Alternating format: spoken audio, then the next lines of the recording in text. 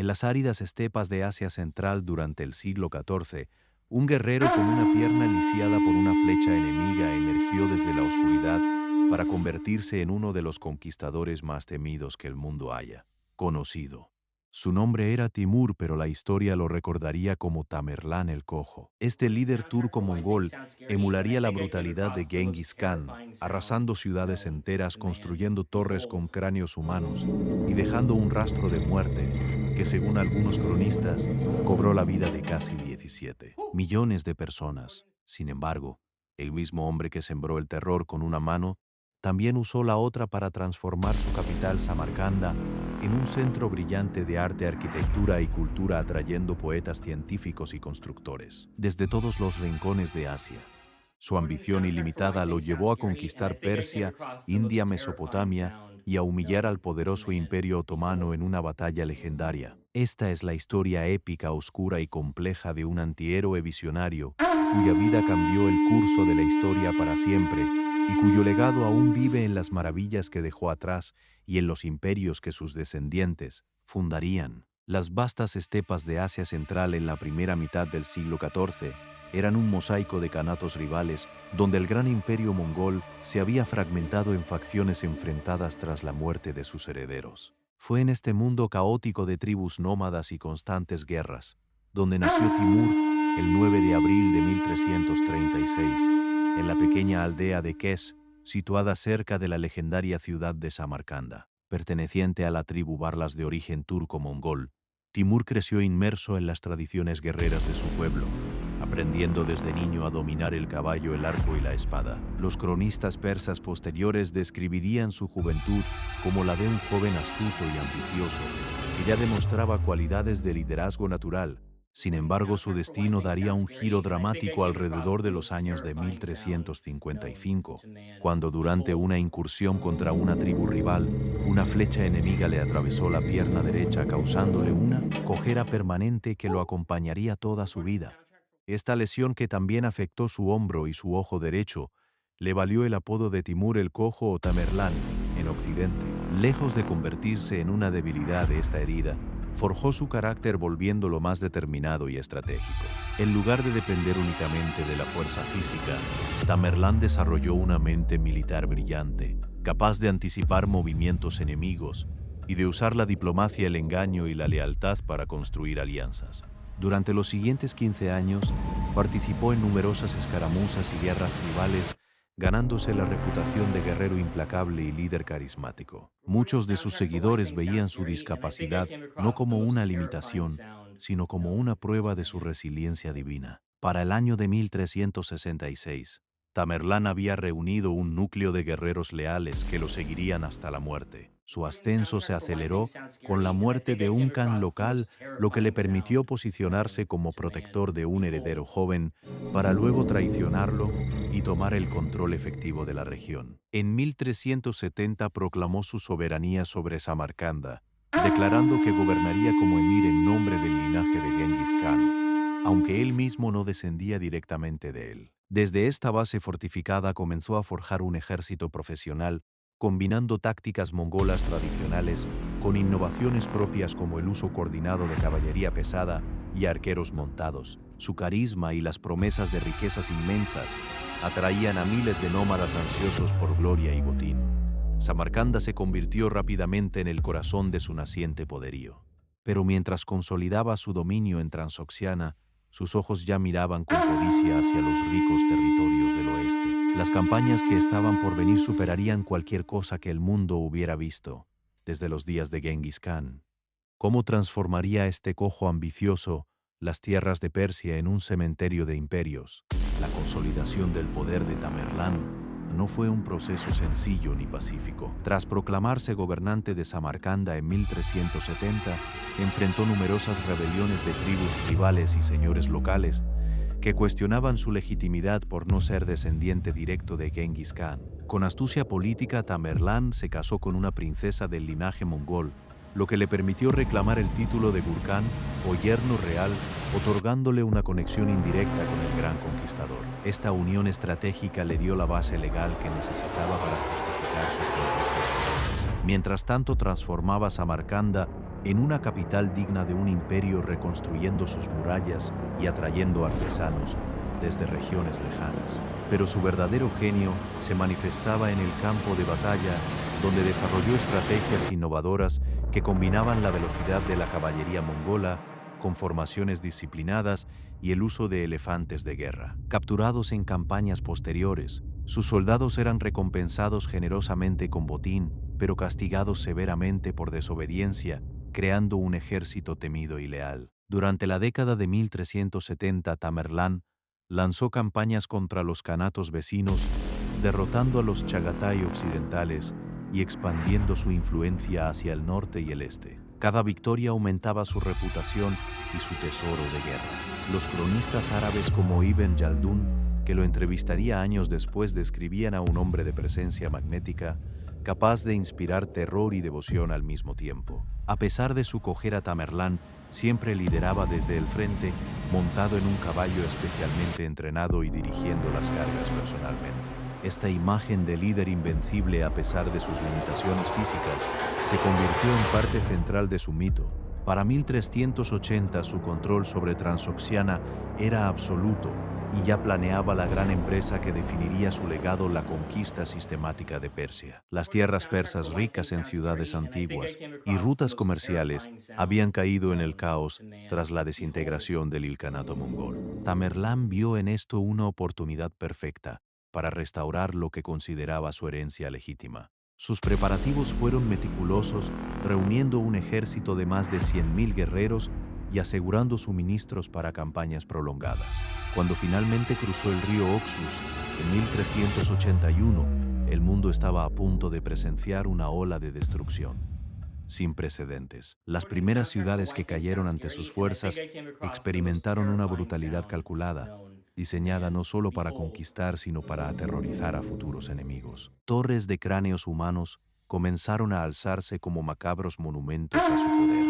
Sin embargo, estas primeras campañas eran solo el preludio de horrores mucho mayores. Mientras Tamerlán avanzaba hacia el corazón de Persia, otro poder emergente en el oeste comenzaba a observar con preocupación sus movimientos. El escenario estaba listo para uno de los periodos más sangrientos de la historia medieval. La invasión de Persia por Tamerlán marcó el comienzo de una era de terror sistemático que horrorizaría a los contemporáneos y aún hoy estremece a los historiadores. Entre 1381 y 1387 sus ejércitos barrieron las tierras persas con una ferocidad que recordaba las peores campañas de Genghis Khan, pero con una crueldad calculada que buscaba romper la voluntad de las poblaciones. Ciudades como Isfahán y Shiraz, que resistieron, fueron sometidas a masacres masivas, donde decenas de miles de habitantes fueron ejecutados y sus cabezas apiladas en torres macabras que servían como advertencia. Los cronistas persas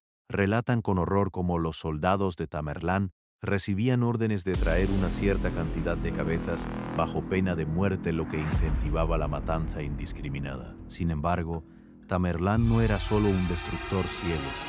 En algunas ciudades que se rendían rápidamente mostraba clemencia, permitiendo que sus habitantes vivieran a cambio de tributos y lealtad. Esta combinación de misericordia selectiva y brutalidad extrema era parte de su estrategia genial para minimizar resistencia futura. Tras asegurar Persia, dirigió su atención hacia el este y el norte, enfrentando a la poderosa horda de oro que controlaba las estepas rusas. En una serie de campañas entre 1391 y 1395, destruyó varias ciudades importantes de la horda, quemando sus capitales y diezmando sus ejércitos. Estas victorias eliminaron una amenaza significativa a su flanco norte y le permitieron reclamar el título de Gran Emir. Pero su campaña más infame de este periodo fue la invasión de India en 1398. Cruzando el Indo con un ejército enorme, Tamerlán justificó la campaña como una guerra santa contra los sultanes musulmanes de Delhi, que según él no eran lo suficientemente devotos. La realidad era mucho más prosaica: el deseo de saquear las legendarias riquezas de la India. Tras varias batallas, victorios llegó a las puertas de Delhi en diciembre de 1398. La According to ciudad sound cayó here for one después thing, de una sounds breve great, and I think I resistencia, came y lo across que the most siguió fue uno terrifying de los sound saqueos known más to man. brutales de la historia. Cientos de miles de habitantes fueron masacrados en solo unos días, con relatos de calles inundadas de sangre y pilas de cuerpos que se extendían por millas. El According to botín fue soundtrack for one inmenso, thing, sounds incluyendo scary, and I elefantes, think I came joyas y across the tesoros most que terrifying financiaron sound sus siguientes known to conquistas. man. Tamerlán Behold. regresó a Samarcanda cargado de riquezas y con un prestigio temible. Sin embargo, su sed de conquista no tenía límites.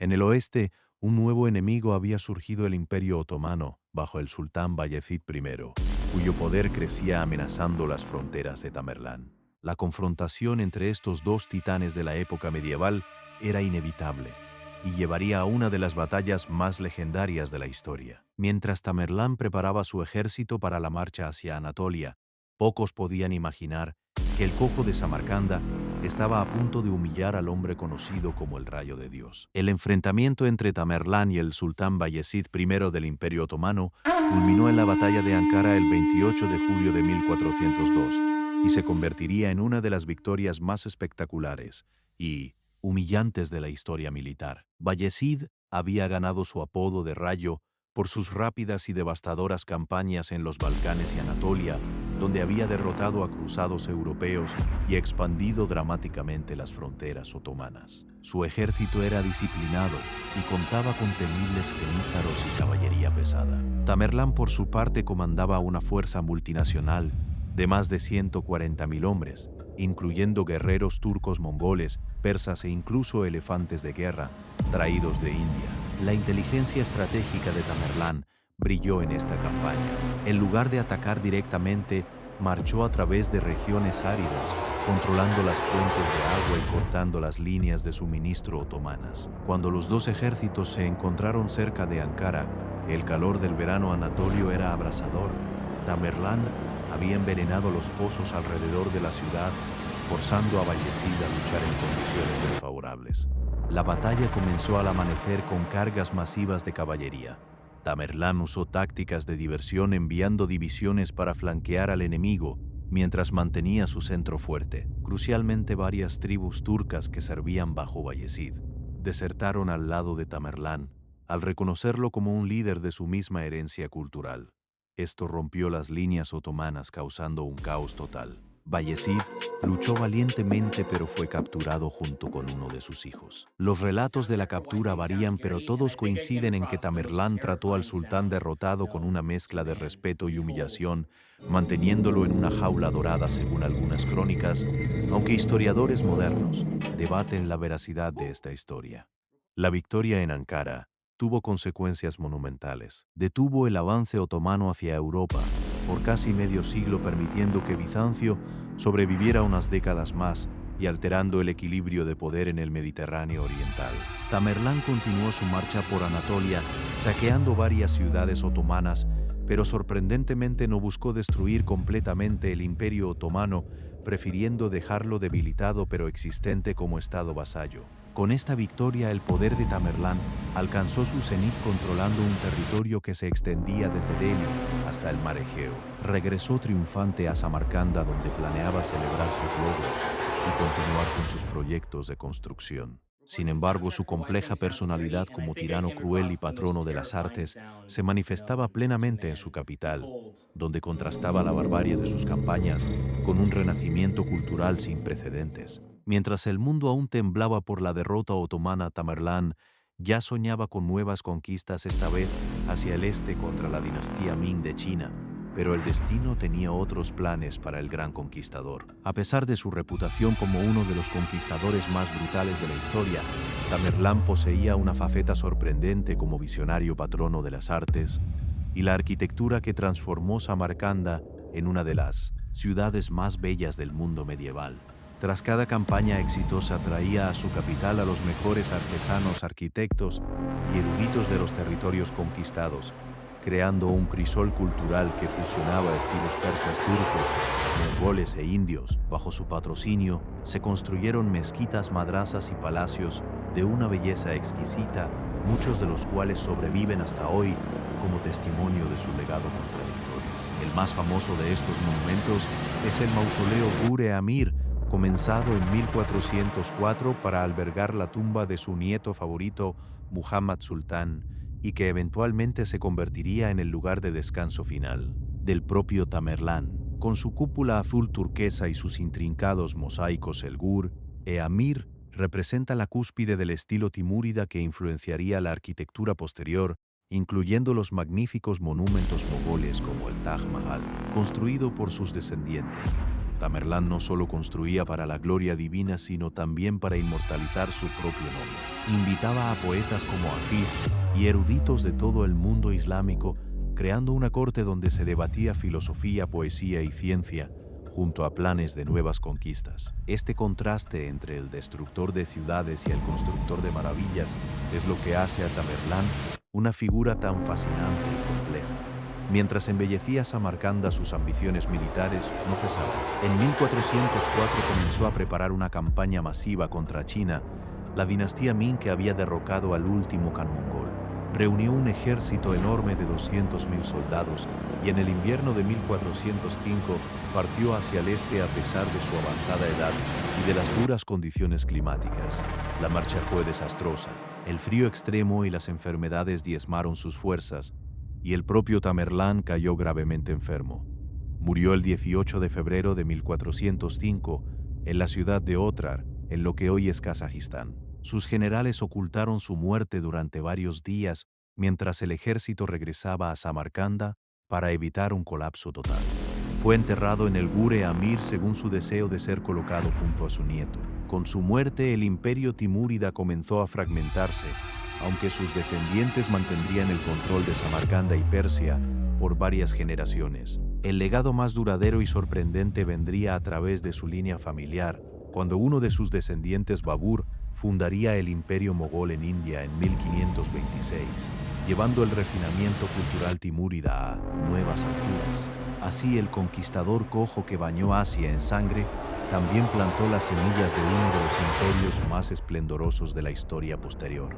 El impacto de Tamerlán en la historia mundial fue profundo y contradictorio. Sus campañas causaron una devastación demográfica y económica masiva en regiones enteras de Asia Central, Persia e India, con algunas ciudades tardando siglos en recuperarse de la destrucción. Los 17 millones de muertes atribuidas a sus ejércitos representaban aproximadamente el 5% de la población mundial de la época, una cifra comparable a la de la peste negra, pero concentrada en solo 35 años de campañas.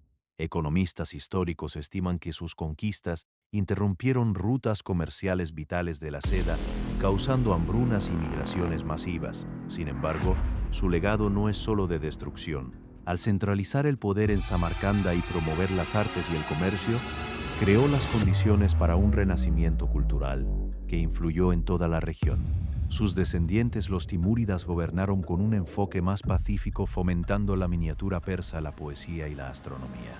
El emperador mogol Babur, quien conquistó India en 1526, era descendiente directo de Tamerlán por línea paterna y de Genghis Khan por materna, llevando consigo esta herencia dual de ferocidad y refinamiento cultural. Hoy en día la figura de Tamerlán sigue siendo controvertida. En Uzbekistán es celebrado como héroe nacional, con monumentos en Samarcanda que honran su genio militar y su rol como constructor. En otras regiones de Asia es recordado principalmente por las pirámides de cráneos y las masacres que marcaron su paso. Su compleja personalidad encarna las contradicciones de muchos grandes conquistadores, un hombre capaz de extrema crueldad y de apreciación genuina por la belleza y el conocimiento. Al final, Tamerlán falló en su sueño de recrear completamente el imperio mongol que tanto admiraba. Su imperio se desintegró rápidamente después de su muerte, dividido entre sus hijos y nietos en guerras civiles. Sin embargo, el precio de su ambición sigue siendo un recordatorio poderoso de cómo un solo individuo con determinación implacable puede cambiar el curso de la historia tanto para mal como para bien. Las ruinas de las ciudades que destruyó y las cúpulas azules que construyó continúan hablando de un hombre cuya cojera física nunca limitó la magnitud de sus visiones, ni la profundidad de su oscuridad interior. Su historia nos obliga a confrontar las preguntas eternas sobre el poder, la ambición y el verdadero costo de la grandeza.